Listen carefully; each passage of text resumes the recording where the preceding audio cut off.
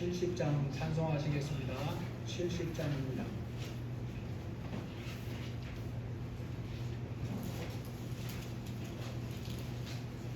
70장 찬송하시겠습니다.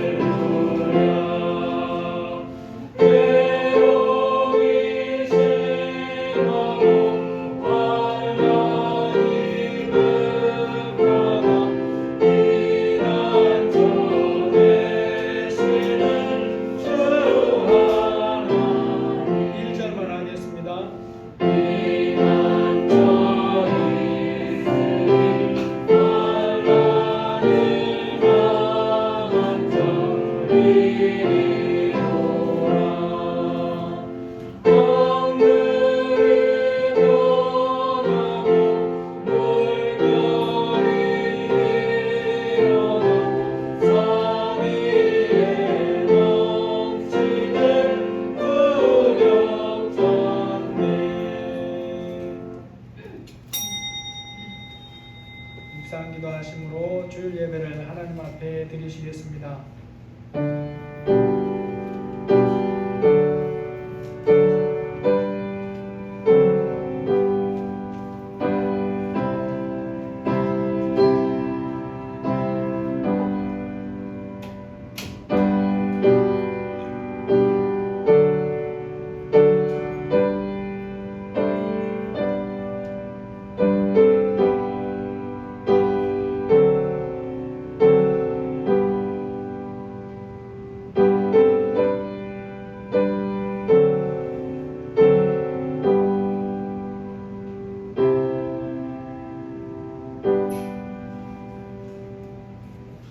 여호와께서는 그의 성전에 계시고 여호와의 보좌는 하늘에 있으며 그의 눈이 인생을 통촉하시고 그의 안목이 그를 감찰하시도다. 여호와는 의인을 감찰하시고 악인과 폭력을 좋아하는 자를 마음에 미워하시도다. 여호와는 의로우사 의로운 일을 좋아하시나니 정직한 자는 그의 얼굴을 배우리로다. 하나님 아버지 감사합니다. 우리를 예수님의 이름으로 의인으로 인정해 주시고 하나님의 성전으로 삼아 주셔서 이 시간 예배당에 나와 주님 앞에 함께 교회로 예배할 수 있도록 인도하시니 감사합니다. 우리 각자의 마음을 이 시간 성령 하나님이 만져주셔서 하나님께 온전히 예배하는 이 시간이 되게 하여 주시고 들을 귀와 깨닫는 마음을 부어주셔서 아버지를 기뻐하는 귀한 예배가 되게 하여 주옵소서. 예수님의 이름으로 기도합니다. 아멘. 찬송가 70장입니다.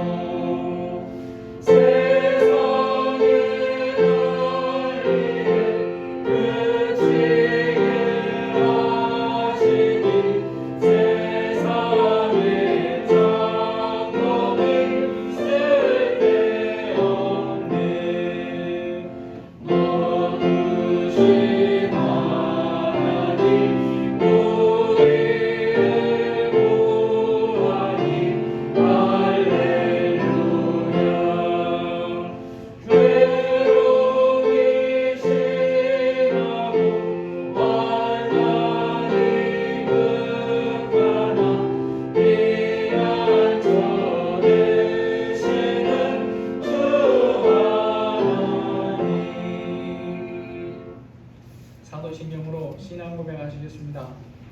전능하사 천지를 만드신 하나님 아버지를 내가 믿사오며 그 외아들 우리 주 예수 그리스도를 믿사오니 이는 성령으로 잉태하사 동정녀 마리아에게 나시고 본디오 빌라도에게 고난을 받으사 십자가에 못 박혀 죽으시고 장사한 지 사흘 만에 죽은 자 가운데서 다시 살아나시며 하늘에 오르사 전능하신 하나님이 우편에 앉아 계시다가 저리로서 산자와 죽은 자를 심판하러 오시리라. 성령을 믿사오며 거룩한 공예와 성도가 서로 교통하는 것과 죄를 사하여 주시는 것과 몸이 다시 사는 것과 영원히 사는 것을 믿사옵나이다. 아멘. 찬송가 9장 부르시고 박소희 집사님 기도해 주시겠습니다.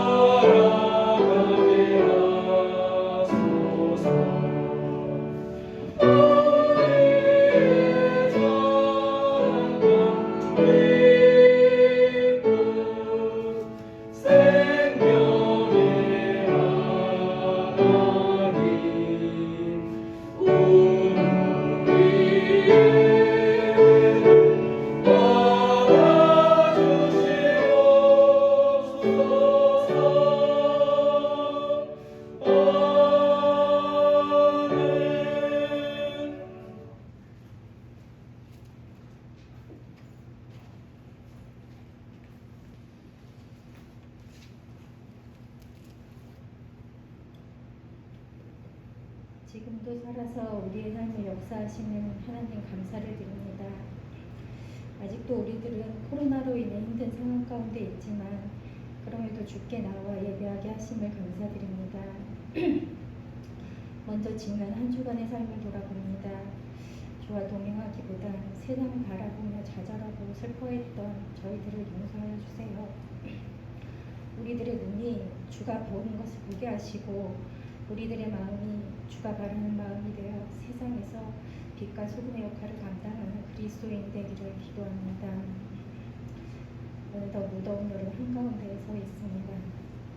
날씨와 여러 상황 가운데 힘들고 지친 저희들을 불쌍히 여기사 이 예배를 통해 위로받게 하시고 평안을 얻게 하기를 또한 기도합니다. 더위로 인해 우리의 믿음이 게을러지지 않게 하시고 하나님이 원하시는 길을 가기 위해 늘 주의 말씀을 붙들고 기도하며 주와 동행하는 복된 삶이 되기 또한 주님 기도합니다. 대학을 준비하는 우리 승윤이나 아직 학업 중에 있는 우리 자녀들을 먼저 주를 알게 하시고 믿을 수 있는 믿음 주시기를 또한 주님 기도합니다. 지혜와 명철을 우리 자녀들에게 주사 하나님을 향한 주를 향한 우리 자녀들에게 주사 우리 자녀들을 향한 하나님의 길이 무엇인지 우리 자녀들이 늘 기도하고 물어보며 하나님과 또한 동행하는 삶이 될 수 있도록 주님 기도합니다. 모세가 하나님의 말씀을 밟기 위해 시내산에 오르는 동안 그것을 기다리지 못한 이스라엘 백성들이 금송아지 우상을 만들었던 사건을 우리들은 기억합니다. 내가 정한 시간에 사로잡혀 믿음으로 견뎌야 할 시간에 실패하지 않게 하시고 믿음으로 사는 삶은 하나님의 약속을 믿고 하나님의 시간까지 기다리며 사는 것이란 것을 우리가 늘 기억하게 해주시기를 또한 기도합니다. 그리하여 온전히 하나님의 약속이 이루어짐을 우리 모두가 삶 속에서 경험하고 살아가기를 원합니다. 예배하는 이 시간 우리 가운데 함께 하시어 말씀 전하신 목사님에게 큰 능력을 주시고 듣는 저희들의 귀를 여시사 말씀을 듣고 온전히 깨닫기를 또한 구합니다. 깨달은 말씀이 한 주간 우리의 삶에서 살아갈 때 또한 적용하는 귀한 말씀 되게 하시고 복된 삶이 되기를 원하며 이 모든 말씀 예수님의 이름으로 기도드립니다. 아멘.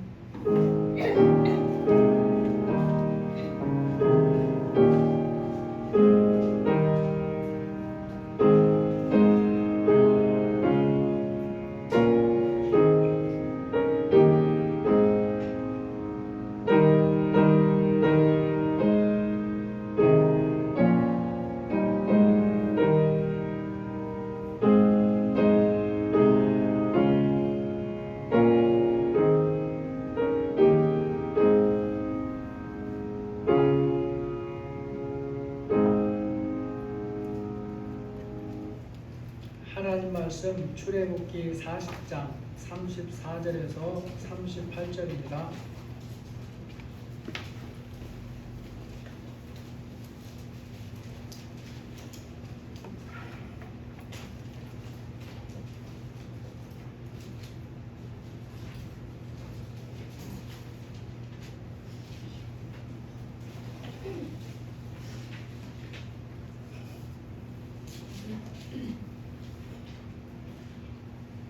출애굽기 40장 34절에서 38절입니다.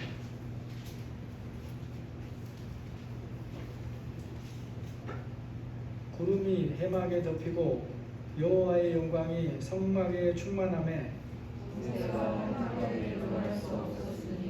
이는 구름이 해막에 덮이고 여호와의 영광이 성막에 충만하였으며 구름이 성막 위에서 떠오를 때에는 이스라엘 자손이 그 모든 행진하는 길에 앞으로 나갔고 구름이 떠오르지 않을 때에는 떠오르는 날까지 나아가지 아니하였으며 낮에는 여호와의 구름이 성막 위에 있고 밤에는 불이 그 구름 가운데 있음을 이스라엘 온 족속이 그 모든 행진하는 길에서 그들의 눈으로 보았더라. 아멘. 지난해에도 그렇지만 금년 5월까지 통계를 보니까 우리나라 거의 전국에서 집값이 오르고 있다라고 통계를 발표한 걸 봤습니다. 지역적으로 차이는 물론 있습니다. 적게 오른 곳, 많이 오른 곳, 올랐다가 내린 곳, 또 전체로 내린 곳도 있어요. 다만 전체로 보면 오르고 있다는 것이, 올랐다는 것이 통계로 보입니다.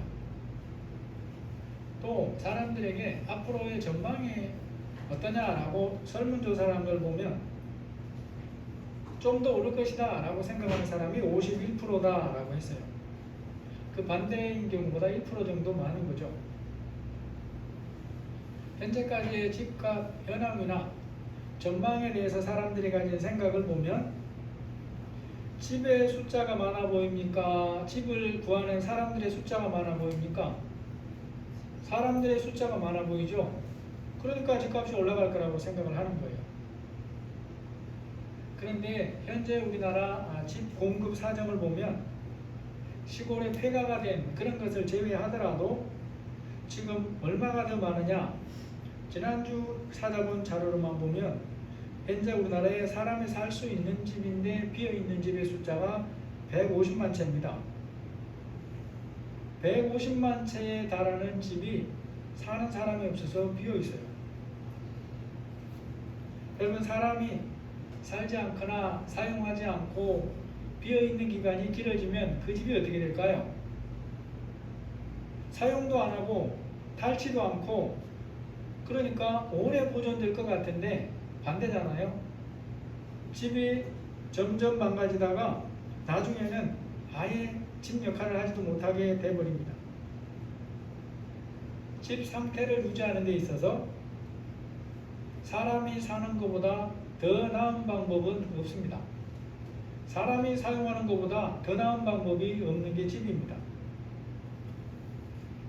세상에 있는 모든 집은 다 사람이 사용하거나 살려고 지은 집이죠. 그런데 그 사용자가 누구인가 하는 면에서 사람이 사용하지 않고 오직 이분이 사용하는 집이 하나가 있습니다. 그게 바로 성전이다라는 거죠. 이 시간 살펴보는 말씀에서 성전과 관련돼서 출애굽기를 정리하는 면으로 전체로 한번 살펴보려고 합니다. 특별히 출애굽기에서 강조하는 것 중에 하나가 가장 많은 분량을 들여 말씀하는 것이 성전이죠. 성전이 어떤 집이고 어떻게 지어졌는가, 여기에 오늘 우리가 붙들어야 될 교훈은 뭔가라는 것입니다. 성경에서 성막을 짓는 일은 하나님이 출애굽기 25장에 말씀해 주시면서 시작합니다. 여호와께서 모세에게 말씀하여 이르시되 이스라엘 자손에게 명령하여 내게 예물을 가져오라 하고 기쁜 마음으로 내는 자가 내게 바치는 모든 것을 너희는 받을지니라.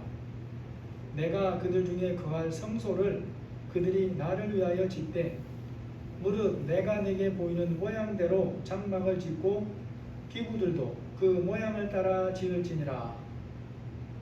이 말씀에 이스라엘 백성들이 지어야 된 성전과 그 안의 기구와 모든 것에 대한 말씀이 함축적으로 다 들어있습니다.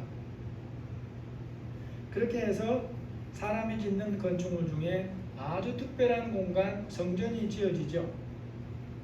하나님께서 모세에게 직접 말씀해 주신 것을 따라서 그 말씀대로 하나님이 자기 백성 중에 거하실 성소, 그것이 성막이고 성전이다 하는 것입니다.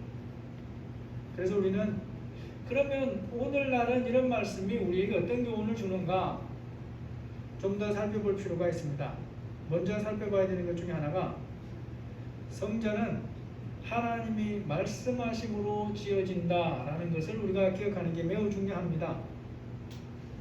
여러분, 세상에 수많은 건축물들이 있죠. 텐트부터 시작해서 100층이 넘는 집까지 셀 수 없는 많은 집들이 있습니다. 그리고 사람들은 거기에 대해서 특별한 의미를 부여하는 건축물들도 있어요. 수억 명의 사람들이 많은 돈을 들여가면서 구경하러 가는 그런 건물도 있어요. 그런데 그러한 건물들은 다 사람이 생각하고 계획해서 지은 집입니다. 후대의 사람들이 특별한 의미를 부여하기도 하지만 이것들은 다 사람들을 위해서 지은 집이다라는 거죠. 그런데 그러한 목적에서 예배가 되는 딱 하나의 건물이 바로 성전이라는 것입니다. 하나님께서 모세에게 명령하셔서 지은 성전만 예배가 된다는 거예요. 사람이 지은 수많은 건축물 중에서 오직 이 성막 그리고 장차 짓는 성전만이 하나님이 계획하시고 하나님이 사용하겠다고 말씀하셔서 짓는 그런 집이라는 것입니다. 또 한 가지 중요한 게 있습니다. 하나님이 지으라고 말씀하시는 성막은 어떤 재료를 가지고 지어야 되느냐라는 거죠. 사람이 지은 각종 건축물의 재료는 어떤 성격을 가지고 있는 재료들입니까? 그것을 짓고자 하는 기관이나 개인이 자기 돈을 가지고 필요한 것들을 다 사서 건물을 짓습니다. 그러나 성전은 다르다라는 거죠. 성전을 짓는 재료가 어떤 재료가 되어야 되는가에 대해서 하나님이 이것도 모세를 통해서 말씀해 줍니다. 그래서 짓는 재료도 하나님이 정해주신 말씀에 맞아야 돼요. 그래야 하나님이 말씀하신 성전이 될 수가 있다는 것입니다. 하나님의 말씀대로 이런 재료만 가지고 지어라 라고 하시는데 여호와께서 모세에게 말씀하여 이르시되 이스라엘 자손에게 명령하여 내게 예물을 가져오라 하고 기쁜 마음으로 내는 자가 내게 바치는 모든 것을 너희는 받을지니라. 성전 건축에 쓰이는 모든 재료는 백성들이 하나님의 말씀을 듣고 믿음을 가지고 기쁜 마음으로 드리는 것을 받아야 한다라고 말합니다. 여러분 이렇게 하는 것보다 훨씬 더 쉬운 방법이 있어요. 모세나 12지파 지도자들이 모여서 우리 지파에서는 이러이러한 것을 이 정도로 준비할 테니까 당신들은 이렇게 해라 이렇게 하고 나누면 제일 쉽고 간단하고 좋습니다. 그런데 하나님께서 그렇게 하지 않아요. 그것은 의무가 되고 강제가 되기 때문에 그런 것입니다. 또 성막의 크기나 모든 기구도 하나님이 모세에게 말씀을 해 주십니다. 어떤 것은 이 크기로 이 모양으로 이 재료로 지어라 라고 말씀을 해주고 그대로 지어야 돼요. 그래서 내가 내게 보이는 모양대로 장막을 짓고 기구들도 그 모양을 따라 지을지니라 라고 하나님이 말씀을 하신 게 성전이다 라는 거죠. 구약시대 하나님의 백성들 입장에서 이 성막, 성전이 어떤 역할을 했는가도 먼저 살펴볼 필요가 있습니다. 하나님의 존재 모습이 무엇으로 존재한다 그랬습니까? 영으로 존재하시잖아요. 쉽게 말하면 우리가 몸을 입고 눈을 떠서는 볼 수가 없는 것이 영입니다. 그 영으로 존재하시는 하나님, 그래서 보고자 해도 볼 수 없는 하나님인데 그 하나님을 자기들의 눈으로 보면서 확인할 수 있는 곳이 성전이다라는 거죠. 사람의 눈으로는 볼 수 없는 하나님을 눈으로 보면서 자기들과 함께 계시는 것을 확인하는 곳, 이곳이 바로 성전이었어요. 여러분 당시 백성들은 이런저런 모양의 텐트에서 지냈겠죠. 주된 재료는 나무이고 풀이고 또는 가축의 가죽이거나 뭐 이런 것입니다. 그런데 그런 모든 것들의 특징이 시야를 가린다라는 거예요. 뿐만 아니라 200만에 달하는 그 백성들이 텐트를 치는데 팽팽한 곳이 항상 있는 것이 아닙니다. 땅은 굴곡져 있고 그래서 한 곳에 텐트를 쳐도 성막이 늘 보이는 게 아니에요. 성막은 이스라엘 백성들 한가운데 세워집니다. 나중에. 그래서 또 거리가 가까워도 보이는 게 아니에요. 안 보이니까 어떤 생각이 듭니까? 하나님이 정말 우리와 함께 계실까? 내가 지금 몸이 이렇게 아픈데 하나님이 정말 나와 함께 계시는 게 맞는가? 이런 의문들이 생길 수 있어요. 그런 의문들이 생길 때 어떻게 하면 됩니까? 일어나서 성막이 보이는 거리만큼 가서 자기 눈으로 확인하면 돼요. 이 당시 텐트로 된 성막에는 하나님이 그들과 함께 계시다는 것을 보여주는 증거물이 있습니다. 그게 바로 구름 기둥이에요. 그래서 거리가 얼마든지 눈에 보이는 거리로 가기만 하면 모든 사람이 눈으로 확인할 수 있어요. 성막이 있고 성막이 비어 있는 것이 아니라 그 안에 하나님이 임재해 계시구나 라는 것을 구름 기둥으로 확인이 가능하다라는 것입니다. 그리고 그 하나님께서 떠나지 않고 함께 계시면서 그들을 인도하시는 일을 합니다. 여러분, 광야는 길이 없는 곳이잖아요. 광야가 왜 광야냐? 사람이 살 수 없어서 광야이기도 하지만 어디로 갈 줄을 모르기 때문에 광야이기도 합니다. 그런 곳에서 하나님이 손수 인도하시는 거예요.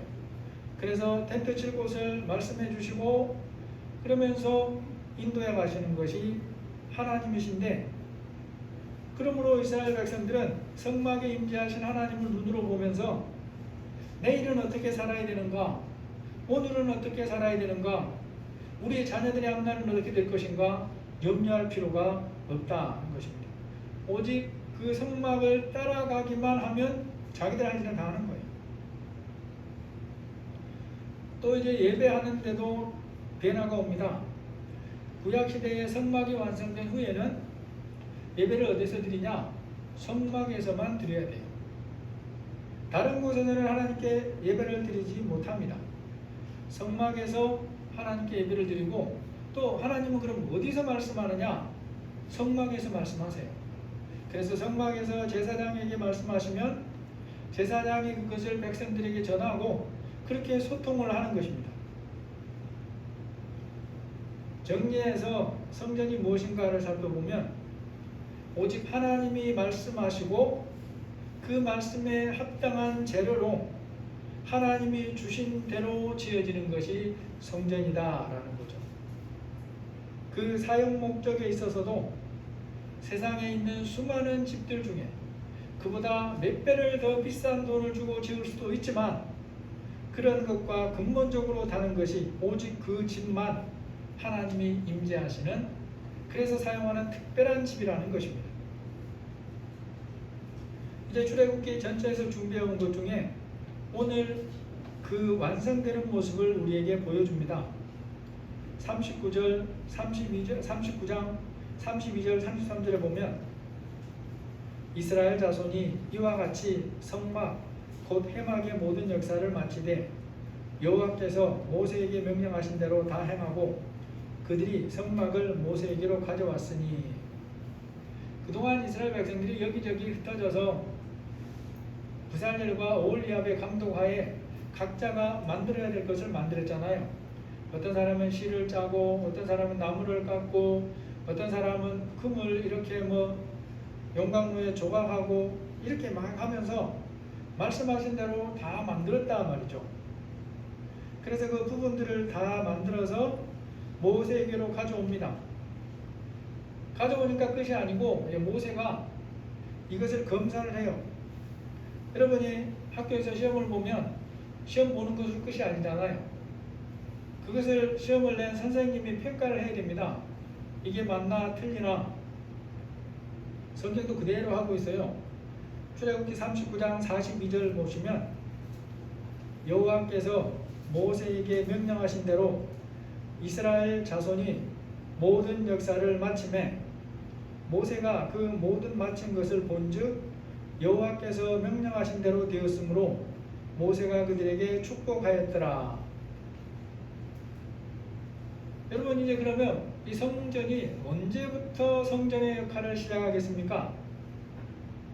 이것도 모세나 백성들이 결정하는 게 아닙니다. 모세가 백성들이 만들어 온 것을 하나님의 말씀대로 세밀하게 점검을 하고 말씀대로 다 만들었다는 것을 인정하고 축복도 했지만, 그런다고 이것이 성전되는 게 아니라는 거예요. 언제부터 성전되느냐라는 것도 하나님이 결정합니다. 성전과 관련된 모든 것은 각 기구를 짓는 것부터 다 하나님이 말씀하고 오직 하나님이 결정해요. 그래서 오늘 말씀을 보시면 출애굽기 40장에 이르러 이제 성전으로의 역할을 시작하는데 이 일도 하나님에 의해 시작이 됩니다. 먼저 하나님께서 모세에게 이제 만들어진 것들을 제 모양대로 세워라 라고 말씀하죠. 1절에서 9절까지 보시면 여호와께서 모세에게 말씀하여 이르시되 너는 첫째 달 초하루에 성막 곧 회막을 세우고 또 증거궤를 들여놓고 또 휘장으로 그 궤를 가리고 또 관유를 가져다가 성막과 그 안에 있는 모든 것에 발라 그것과 그 모든 기구를 거룩하게 하라. 그것이 거룩하리라. 날짜부터 하나님이 정해줍니다. 이 첫째 날은 언제입니까? 애굽에서 나온 지 2년째 되는 첫째 달 첫날이에요. 모세는 하나님이 말씀하신 대로 합니다. 성막 멸반을 세우고 그 위에 지붕을 덮고 안에 있어야 될 기구들을 다 제자리에 구별해서 놨어요. 그 다음에 하나님이 이제 거기서 섬길 제사장에 대한 말씀을 해줍니다. 12절에서 13절 보면 너는 또 아론과 그 아들들을 회막문으로 데려다가 물로 씻기고 아론에게 거룩한 옷을 입히고 그에게 기름을 부어 거룩하게 하여 내게 제사장의 직분을 행하게 하라. 여기까지가 모세가 준비해야 될 일이에요. 그리고 모세와 백성들이 다 준비했다는 것에 대해서 31절에서 33절에 하나님이 또 말씀을 합니다. 모세와 아론과 그 아들들이 거기서 수족을 씻되 그들이 회막에 들어갈 때와 제단에 가까이 갈 때에 씻었으니 여호와께서 모세에게 명령하신 대로 되니라. 그는 또 성막과 제단 주위 뜰에 포장을 치고 뜰 문에 휘장을 다니라. 모세가 이같이 역사를 마치니. 여러분, 우리가 하나님과 일할 때 하나님이 다 하시고 나는 아무것도 안 하고 그런 생각을 하는 경우들이 있어요.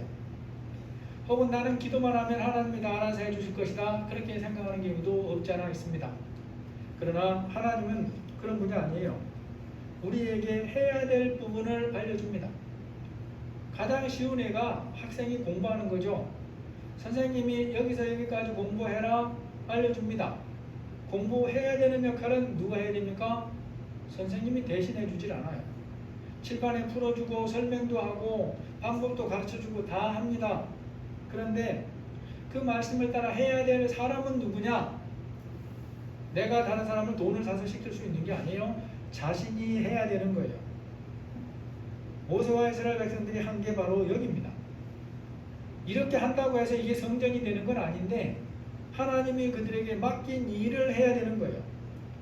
우리의 인생을 살아갈 때 우리가 해야 될 일이 있습니다. 아무것도 안 하고 나는 가만히 있고 그냥 기도만 하면 하나님이 다 알아서 하신다, 그런 법이 없다는 거예요. 무엇이 되었든지 그가 해야 될 일이 있어요. 그렇지 않으면 그는 게으른 자입니다. 인생을 잘못 살고 있는 것이고 하나님을 잘못 믿고 있는 거예요. 하나님께서 모세에게 성막이 성전으로서의 역할을 시작하기 위해 준비를 다 했습니다. 여기까지가 그들이 할 일이에요. 그들이 다 할 일을 하니까 하나님이 하실 일을 합니다. 34절 35절 보면 구름이 회막에 덮이고 여호와의 영광이 성막에 충만하며 모세가 회막에 들어갈 수 없었으니 이는 구름이 회막 위에 덮이고 여호와의 영광이 성막에 충만함이었으며. 영이신 하나님께서 드디어 완성된 성막에 임하셔서 백성들 눈에 보이도록 확인이 됩니다. 구름의 회막이 덮이고 여호와의 영광이 성막에 충만했다라고 말씀합니다.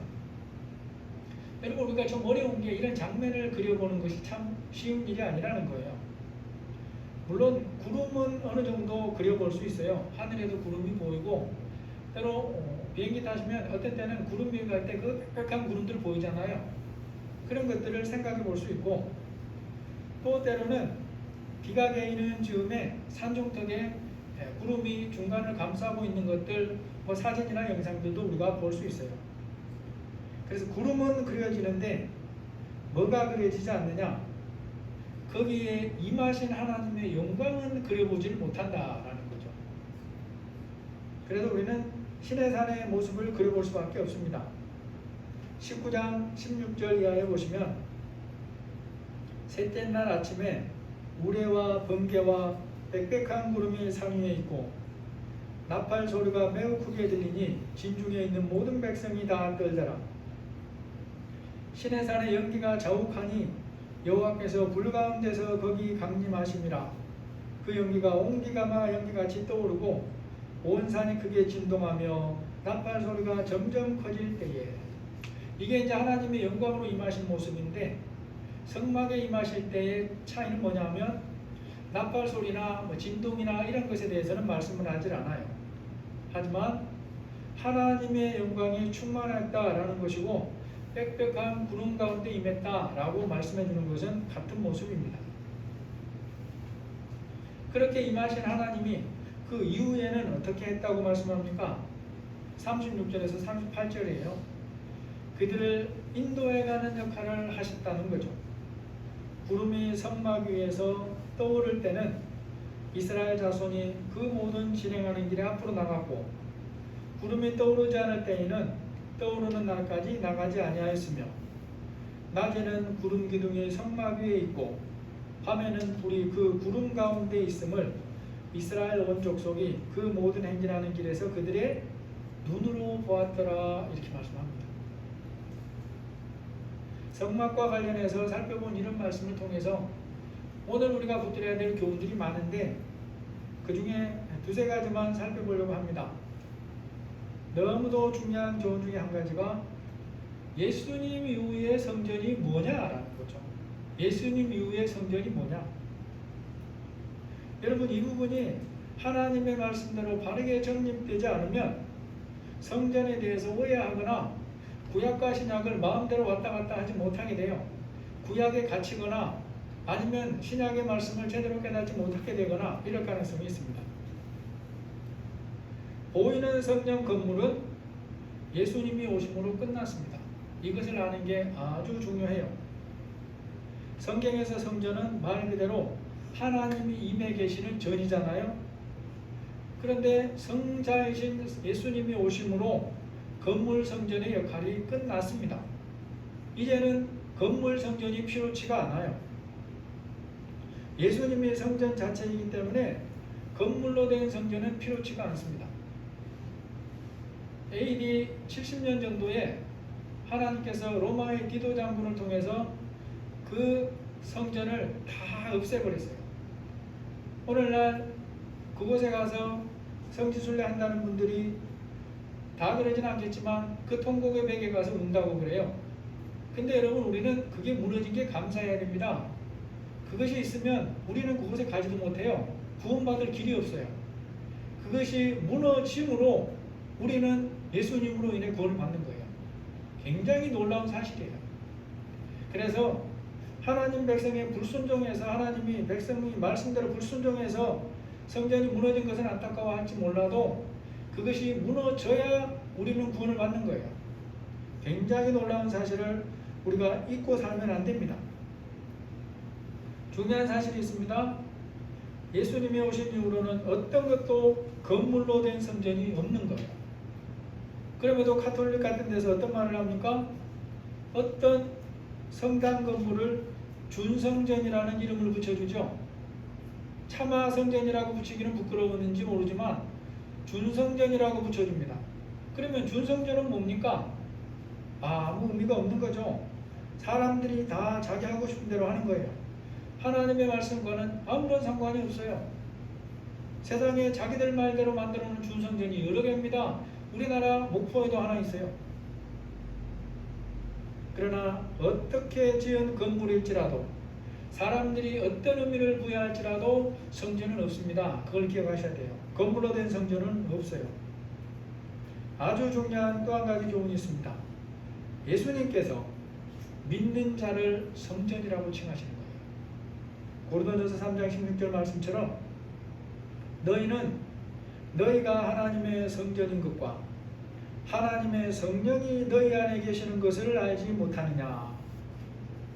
하나님의 성령이 여러분 안에 거하시기 때문에 여러분이 성전이라 라는 말씀이죠. 고린도전서 1장 19절에도 강조합니다. 너희 몸은 너희가 하나님으로부터 받은 바 너희 가운데 계신 성령의 전인 줄을 알지 못하느냐. 뭐가 성전입니까? 우리는 우리의 영이 성전이라고 생각하면 안 돼요. 우리의 몸이 성전이에요. 왜? 우리가 몸과 영이 분리되어 있지 않았기 때문에 우리가 이 땅에 사는 동안에는 하나님 말씀 그대로입니다. 너희 몸은 너희가 하나님께로 받은 바 너희 가운데 계신 성령의 전인 줄을 알지 못하느냐.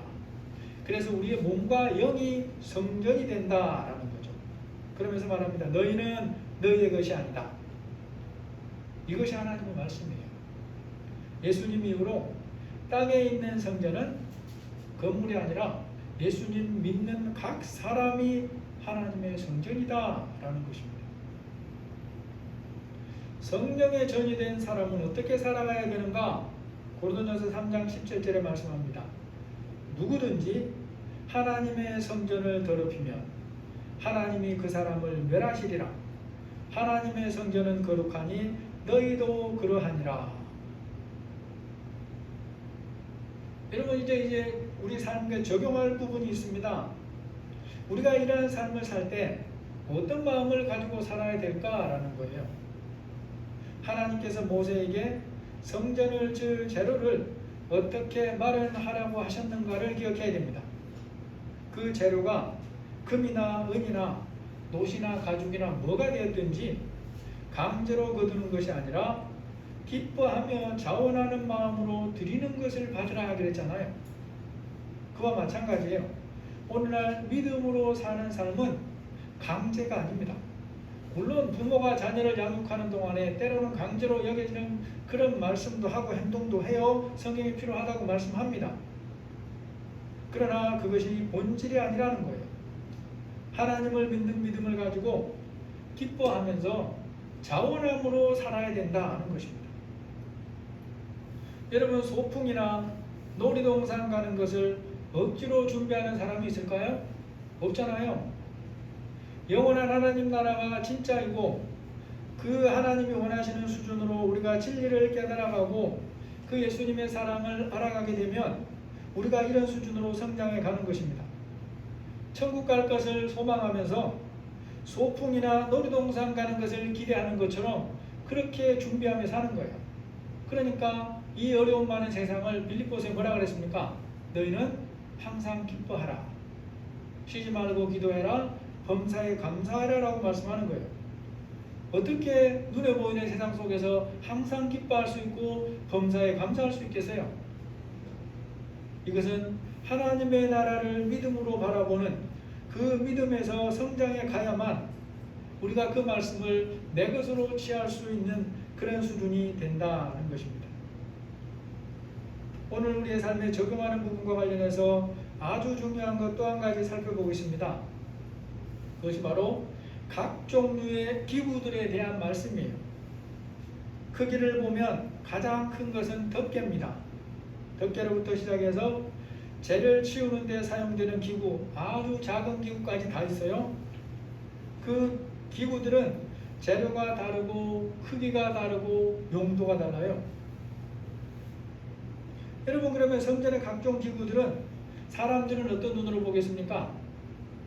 보는 것만 보기 때문에 기구의 재료나 용도나 크기를 보면서 말을 하는 거예요. 비교하면서 봅니다. 어떤 것은 더 귀하고 더 크게 보이고 어떤 것은 평범하게 보이고 어떤 것은 거의 쓸모가 없어 보이기도 하고 어떤 것은 아예 보이지 않는 것도 있어요. 바로 여기서 우리가 깨달아야 될 중요한 교훈이 있습니다. 그러한 기구들을 그 재료로 그렇게 만들라고 하신 분이 누구냐는 거예요. 누구겠습니까? 하나님이십니다. 하나님. 그래서 하나님은 사람들이 보는 것과 같은 눈으로 우리를 보지 않는다라는 거죠. 하나님이 보시는 것은 사람이 보는 것과 달라요. 하나님은 우리를 보실 때에 다른 사람과 비교해서 보시지 않습니다. 다른 사람과 경쟁시키지도 않아요. 하나님은 각 기구들을 그 사용하는 목적을 정확하게 아시고 거기에 맞도록 그렇게 짓게 하신 거예요. 그래서 그 재료와 크기와 모양까지 미리 말씀해 주신 것입니다. 하나님은 그것들을 평가하실 때에 그 재료나 크기나 역할로 평가하지 않습니다. 너무너무 중요한 사실이에요. 그렇게 만들라고 하신 분이 그렇게 사용하려고 그렇게 짓게 하신 거예요. 바로 여기에 성전된 우리가 가져야 될 가치관, 변화가 있습니다. 자신과 형제를 보는 눈이 있어요. 하나님이 나를 보시는 눈이 뭔가를 알아야 그 눈으로 자신을 볼 수 있고, 그 눈으로 형제를 볼 수 있고, 그 눈으로 자녀를 볼 수 있습니다. 그리고 그 기구들을 그렇게 사용하시는 분이 하나님이시라는 것을 알아야 우리의 인생 계획이 하나님께 있다는 것도 알게 된다라는 것입니다. 뿐만 아니라 하나님을 믿고 그 하나님의 인도하심을 기뻐할 수가 있습니다. 나의 뜻이 아닌 하나님의 계획하심이 이루어지는 것이 하나님의 뜻이라는 거죠. 나를 나되게 하신 분이 하나님이시고 앞으로 인도하실 분도 하나님이시라는 것입니다. 이스라엘 백성이 성전에 임하신 하나님의 인도하심을 따라 광야길을 가는 것처럼 하나님은 또한 우리의 삶을 그렇게 인도해 가기를 원하시는 거예요. 그렇게 인도해서 마침내 영원한 하나님 나라에 들어가게 하시는 것, 그곳에서 예수님과 함께 영원토록 하나님이 준비한 삶을 살게 하시는 것, 이게 하나님의 뜻이라는 것입니다. 오늘 말씀을 정리해 보겠습니다. 사람이 살지 않는 집은 집으로서의 가치를 유지하지 못합니다. 겉모습이 아무리 그럴듯해도 사람이 사용하지 않고 살지 않는 집은 결국에는 다 망가져서 집으로 역할을 하지 못하게 되어 있어요. 우리 안에 성자 하나님이신 성령님이, 예수님이 성령으로 와 계심으로 우리가 성전이 되었다라고 말씀합니다. 성전된 우리가 그럼에도 세상에서 살기 때문에 때로는 보이는 것만을 전부로 알고 살 때가 있어요. 세상 가치관에 물들어서 그렇게 살아갈 때가 있다는 것입니다. 우리의 가치관이 하나님의 가치관을 알고 그렇게 바뀌어 가야 되는 것입니다.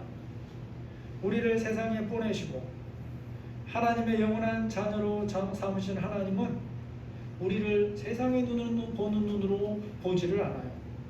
그렇게 평가하지 않는 겁니다. 성전의 각종 기구를 그 재료, 그 크기, 그 모양으로 만들어서 그 자리에 두게 하시고 그 역할을 하게 하신 분이 하나님이라는 것을 저나 여러분이 항상 기억해야 되는 것입니다. 성전 3은 우리를 하나님께서 각자를 향한 계획을 가지고 인도하신다는 것도 기억을 해야 됩니다. 각 사람을 귀하게 보시고 각자를 향하여 하나님이 가지신 인생 계획이 있어요. 이 인도하심을 따라 사는 것보다 더 복된 인생은 있을 수가 없다는 것입니다. 그리고 이 하나님이 오직 하나님의 말씀의 기준으로 저와 여러분의 삶을 영원한 평가와 결산을 하신다는 것도 기억해야 됩니다. 하나님 앞에서 내가 어떤 모습으로 성전됨을 지키고 사는지, 주님의 주인 되심이 어떠한지를 점검하시면서 주님과 함께 믿음으로 뜨거운 여름을 승리하시기를 예수님의 이름으로 축복합니다. 하나님, 세상은 보이는 것, 그것 가지고 비교하고 경쟁합니다. 그러나 성전 되신 하나님께서 성전으로 삼은 우리를 그렇게 보지 않으신다고 말씀합니다. 성전의 각 기구들은 거기에 가장 맞는 재료와 크기와 모양으로 만드셔서 그렇게 사용하시고 그분이 하나님이라고 말씀하고 있습니다. 아버지, 우리의 인생을 향하신 주님의 계획이 무엇인지 우리 각자가 하나님 앞에 기도함으로, 무릎 꿇어 기도함으로, 마음을 낮추어 기도함으로 성령의 세밀하신 인도하심을 받고 하루하루의 걸음을 걸어가게 하여 주시고 우리가 좀 더 길게 알아야 될 것이 있다면 좀 더 긴 것도 알아서 하나님이 그려가는 그림을 마음에 그리고 우리도 함께 주님의 인도하심을 간절히 구하면서 오늘의 나를 살아갈 수 있도록 도와주시기를 기도합니다. 사람들이 비교하고 경쟁하는 그런 세상 속에서 하나님의 가치관으로 굳게 무장해서 이 땅에 남은 삶을 믿음으로 감당할 수 있도록 도와주옵소서. 특별히 우리 공부하는 자녀들에게 지혜를 더하여 주시고 하나님이 각자에게 주신 분량들이 있음을 기억하고 비교하지 아니하게 하여 주시고 주님의 도우심을 구하는 겸손한 자들이 다 되게 하여 주옵소서. 예수님의 이름으로 기도합니다. 아멘. 찬송가 15장입니다.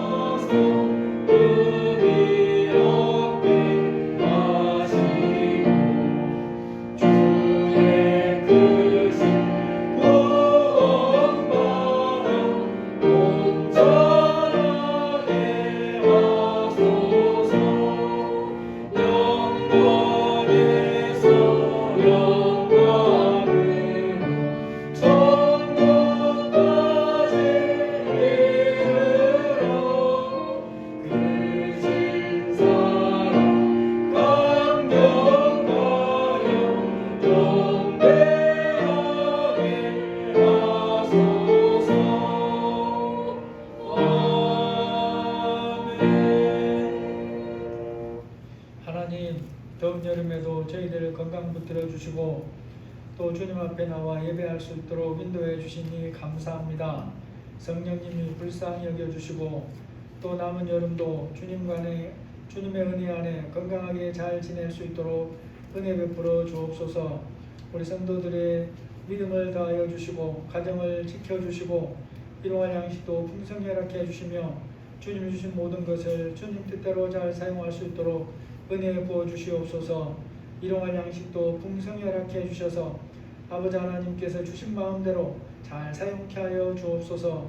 예수님의 이름으로 기도합니다. 아멘.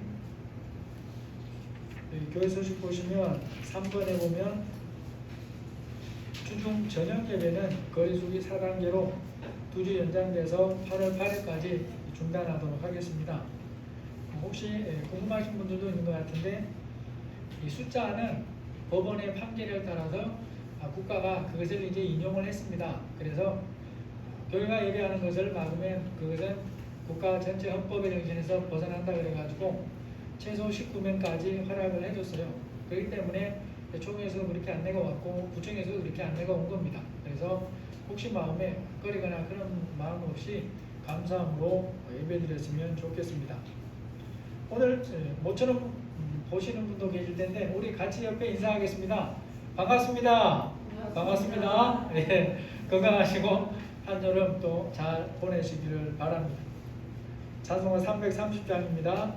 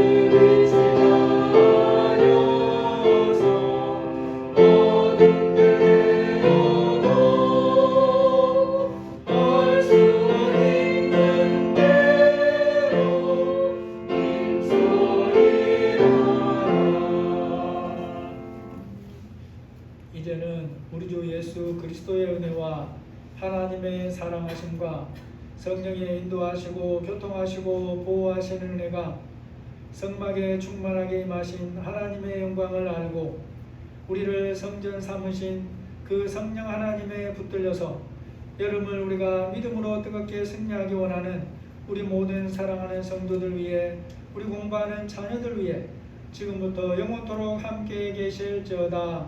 아멘.